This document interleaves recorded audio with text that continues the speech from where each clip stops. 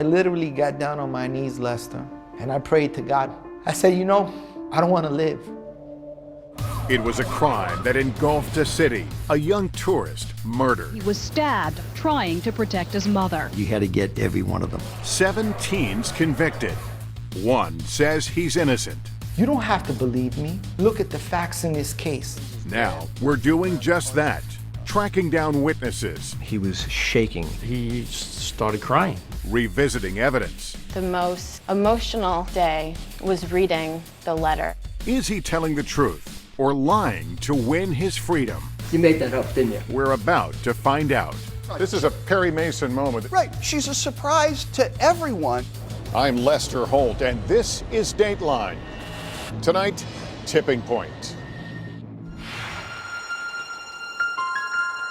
In this city, the murder of a Utah man who has become... and in this story that transformed it, tourist who was killed trying to defend his family. Where does the truth live? Does it live in what was said in this police station? All I saw him was taking a knife out. Or what was seen on this subway platform?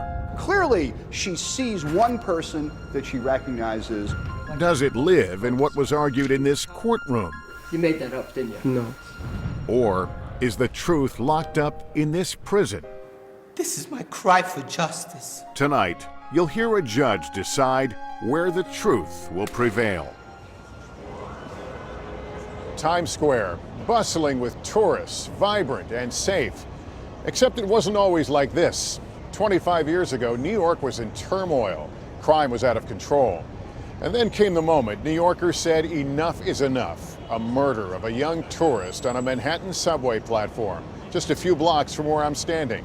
It's a murder that would have consequences for this city and one man for the next quarter century. It was Labor Day weekend 1990, a Sunday. The U.S. Open tennis tournament was in full swing, and thousands of tourists had come to New York to see it.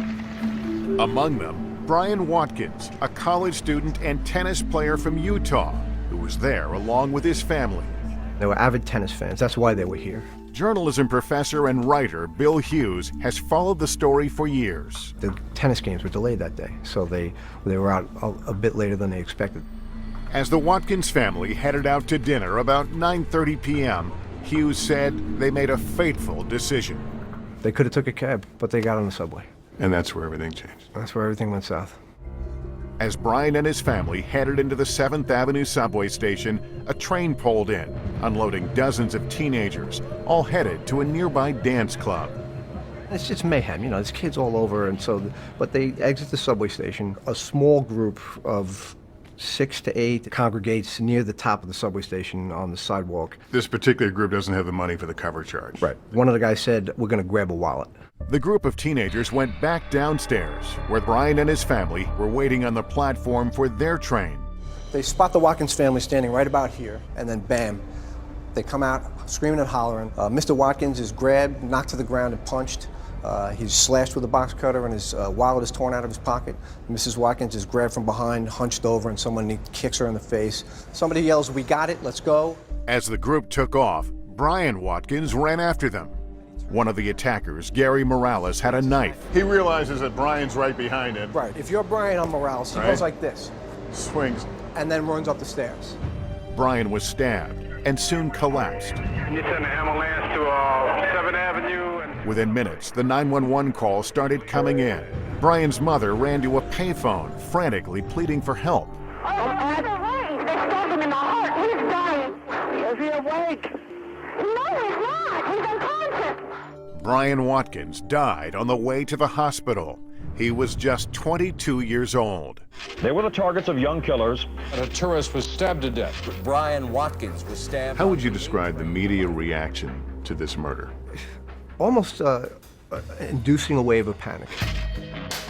It is the terror of life in New York City. No one is safe from random violence. New York in 1990 was a city under siege, the worst year of crime in the city's history. I dress for the muggers. I wear flat shoes so I can run. And most terrifying was underground.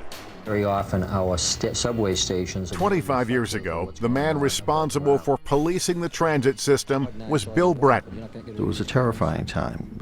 There was no denying that crime was out of control. Breton is widely recognized as one of the nation's top cops. He's run the police departments of America's 2 largest cities. Today, he's on his 2nd tour as New York City's police commissioner. But just to put it in perspective, the murders of 1990, compare that to other years. There is no comparison.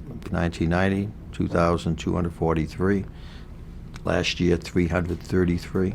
Brian Watkins had But it was the 1,585th homicide of that year, Brian Watkins' murder, that the police commissioner says caused everyone to pay attention. I'm damn angry. Of course I am. Beginning with then Mayor David Dinkins. Actually, the headline around that time, Dave, do something, meaning Dave, do something about the horrific crime rate.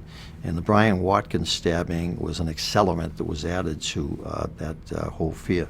The minute you got that call, did you know this is going to be a big one? There's going to be a lot of eyes, a lot of press on this one. And also the idea of the nature of the attack, the Wolfpack. Wolfpack. It was the name the media had recently given to another group of 5 teenagers who just the year before were arrested for brutally attacking a jogger in Central Park. Bratton says law enforcement had a strategy in dealing with these so-called Wolfpacks. You had to get every one of them. You had to send out the message that the importance of not just arresting 1 or 2, but to get all of them.